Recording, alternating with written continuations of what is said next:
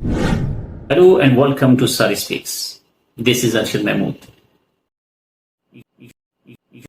So guys आज की इस वीडियो में हम एडवर्ब की स्टडी करेंगे, adverb of time and frequency की। एडवर्ब एक ऐसा वर्ब है जो कि वर्ब एडजेक्टिव या दूसरे एडवर्ब को मॉडिफाई करता है, चाहे वो टाइम हो, फ्रीक्वेंसी हो या एडवर्ब ऑफ डिग्री हो, प्लेस हो या मैनर्स। क्योंकि आज हम एडवर्ब ऑफ टाइम की स्टडी करेंगे, एडवर्ब ऑफ टाइम भी इन तीनों को मॉडिफाई करेगा और इसके बारे में तीन बातें बताता है, तीन बेसिक इंफॉर्मेशन देता है। वो इंफॉर्मेशन है when, how long and how often. When बताता है व्हेन समथिंग हैपन, यानी समथिंग कब वाक़ हुई। टाइम बताता है हमें, हाउ लॉन्ग बताता है हाउ लॉन्ग समथिंग रिमेन, कि कोई चीज़ कितनी देर तक जारी रही। ड्यूरेशन बताता है हमें, टाइम पीरियड बताता है। और हाउ ऑफन ये बताता है कि हाउ ऑफन समथिंग हैपन, कितनी मर्तबा रिपीट हुई कोई चीज़। यहाँ रिपीट होने को बताया जाता है। समथिंग से यहाँ मराद है वो चीज़ जिसे एडवर्ब ऑफ टाइम डिस्क्राइब कर रहा है या मॉडिफाई कर रहा है। वो वर्ब, एडजेक्टिव या एडवर्ब हो सकता है। यानी कि एडवर्ब ऑफ टाइम ये बताता है कि कोई वर्ब, एडजेक्टिव या एडवर्ब कब हुआ, कितनी दफ़ा हुआ और कितनी देर तक रहा। तो ये तीन सवालात का जवाब देता है। एडवर्ब ऑफ टाइम में हाउ ऑफन को एडवर्ब ऑफ फ्रीक्वेंसी भी कहते हैं। वो एडवर्ब्स ऑफ टाइम जो बताते हैं कि समथिंग व्हेन हैपेंड, तो वो सिर्फ टाइम बताएंगे कि कब हुआ, जैसे sooner, later, before, next, after, today, tomorrow, yesterday, last night, last day, over, last century, recent century, coming century.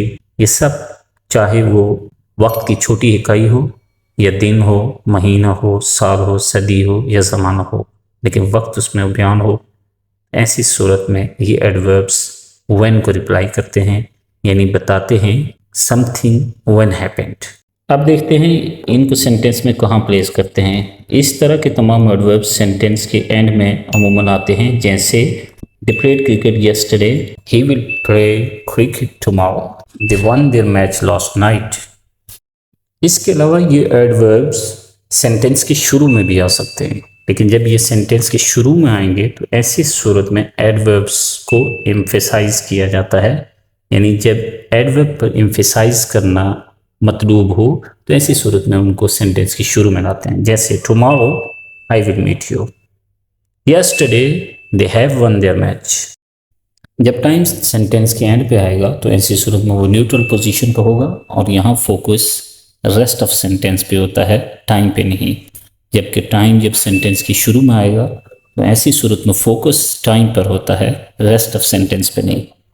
जब वो ये इंफॉर्मेशन देता है हाउ लॉन्ग इट रिमेन, कितनी देर तक ये रहा, यानी वो हाउ लॉन्ग को आंसर करता है। ऐसी सूरत में वो दो तरीके से परफॉर्म करेगा। पहला, जब वो ड्यूरेशन बताता है और उस ड्यूरेशन का स्टार्टिंग पॉइंट का इल्म होता है, और दूसरा तरीका ये है कि वो ड्यूरेशन तो बताएगा लेकिन उसके स्टार्टिंग पॉइंट का इल्म नहीं।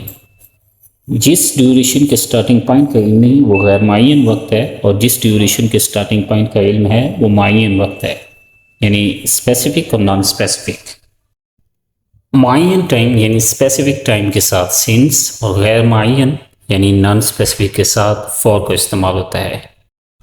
I played cricket for 2 hours, यहाँ पर मुअय्यन टाइम नहीं है, गैर मुअय्यन है, क्योंकि 2 hours कब स्टार्ट हुए इसका इल्म नहीं है, इसलिए इसके साथ फॉर इस्तेमाल हुआ।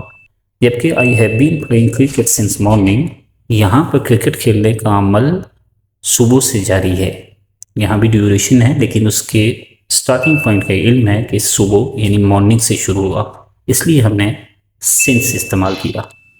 अब देखते हैं ये सेंटेंस में कहाँ खड़ा होता है। ये हमेशा सेंटेंस के एंड पे आता है। एडवर्ब ऑफ टाइम जब मॉडिफाई करता है तो उसका तीसरा तरीका ये है कि वो पूछता है हाउ ऑफन समथिंग हैपेंड, कि कितनी मर्तबा कोई चीज़ वाक़ हुई या एक्शन रिपीट हुआ। इस तरह के एडवर्ब को एडवर्ब ऑफ फ्रीक्वेंसी भी कहते हैं। Adverb of time, how often या एडवर्ब ऑफ फ्रीक्वेंसी जो कि usually, normally, frequently, regularly, sometime, never, always, sudden, often, rarely, ये तमाम एडवर्ब्स बताते हैं कि हाउ ऑफन समथिंग हैपन, कितनी मर्तबा कोई चीज़ रिपीट हुई है, वाक़ हुई है, चाहे वो एक्शन है या इवेंट है। देखते हैं, अगर एक ग्राफ की सूरत में हम देखें तो 100% रिपीट हुआ है ऑलवेज के अंदर, 70% रिपीट हुआ है यूजुअली, नॉर्मली, जनरली इसके अंदर, जबकि 50% रिपीटेशन है समटाइम के अंदर, 30% रिपीटेशन है जब हम वर्ड यूज़ करते हैं ओकेजनली, और 10% रिपीटेशन है सेल्डन के अंदर, 5% रिपीटेशन है रेयरली के अंदर, और नेवर यानी 0%, इसमें कोई रिपीटेशन नहीं है।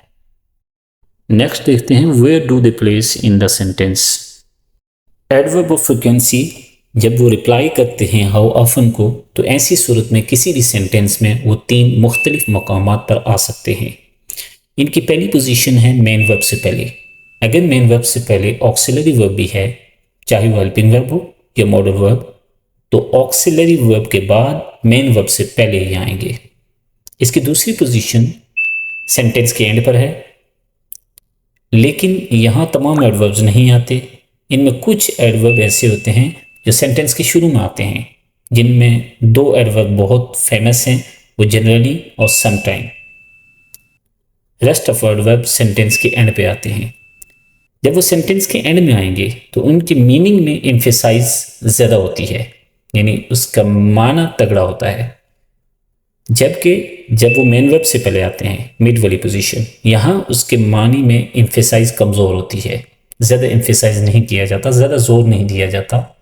इन दोनों पोजीशंस की अगर एग्जाम्पल देखें, I get up early in the morning sometimes, I sometime get up early in the morning. Second example देखें, I visit Dubai frequently, I frequently visit Dubai. जब वो मैन वर्ब के साथ आते हैं तो ऐसी सूरत में इसकी मीनिंग पर एम्फेसाइज नहीं किया जाता, जबकि जब वो सेंटेंस के एंड पे आते हैं तो मीनिंग में एम्फेसाइज होता है।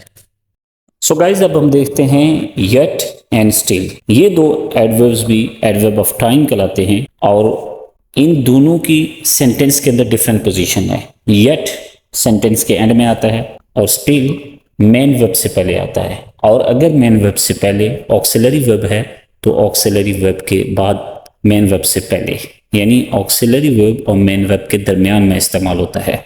स्टिल कंटिन्यूटी के लिए लगता है, यानी जब किसी काम के जारी होने को बयान किया जाए जो अभी जारी हो। मिसाल के तौर पर, she is still eating food, वो अभी भी खाना खा रही है। And you are still working for that company, तुम उस कंपनी के लिए अभी भी काम कर रहे हो। तो कंटिन्यूटी के लिए स्टिल लगता है। जबकि येट का इस्तेमाल सिंपल सेंटेंस के एंड पे आता है। सिंपल सेंटेंस जैसे आई डू एक्सरसाइज येट, मैं अभी एक्सरसाइज कर रहा हूँ। इस सिंपल सेंटेंस के interrogative mode, do I exercise yet, क्या मैं अभी भी एक्सरसाइज कर रहा हूँ, या फिर इसके जवाब मुख्तसरन जवाब को मनफी में देना हो, जैसे नॉट येट, तो नॉट के साथ येट आएगा इसकी नफी करने के लिए। ये 3 इस्तेमाल हैं येट के, और सेंटेंस के एंड पर ये स्टैंड करता है। सो गाइस, अब तक हमने स्टडी की है adverb of time and frequency की। आने वाली वीडियोस में हम एडवर्ब की बाकी टाइप्स की भी स्टडी करेंगे।